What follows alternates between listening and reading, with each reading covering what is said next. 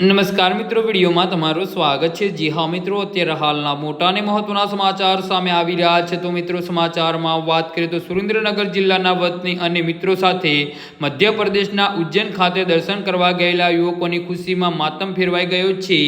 જી હા મિત્રો, ઉજ્જૈનથી દર્શન કરીને પોતાની કાર દ્વારા પરત ફરી રહેલા આ મિત્રોને રતલામ નજીક એક ભયાનક અકસ્માત નડ્યો હતો। આ ઘટનામાં કારમાં સવાર બે યુવકોના ઘટના સ્થળે જ કરુણ મોત નીપજ્યા હતા। અચાનક સર્જાયેલા અકસ્માતે સુરેન્દ્રનગર અને મૂડી પંથકમાં ભારે એરાટી મચાવી દીધી છે। આ કરુણ ઘટનાના મૂડીના વતની કાનાભાઈ પરમાર અને જોરાવરનગરના રહેવાસી જયદીપસિંહ ઝાલાનું અવસાન થયું છે। આ બંને યુવકો ક્ષત્રિય સમાજના આશાસ્પદ રત્નો હતા।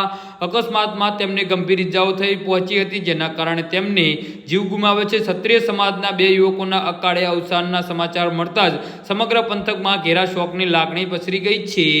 જી હા મિત્રો, તો આના વિશે તમારું શું કહેવું છે તો નીચે અમારી કમેન્ટ બોક્સમાં જરૂરથી જણાવજો અને અમારી યુટ્યુબ ચેનલને સબસ્ક્રાઇબ કરવાની ભૂલતા નહીં। ધન્યવાદ।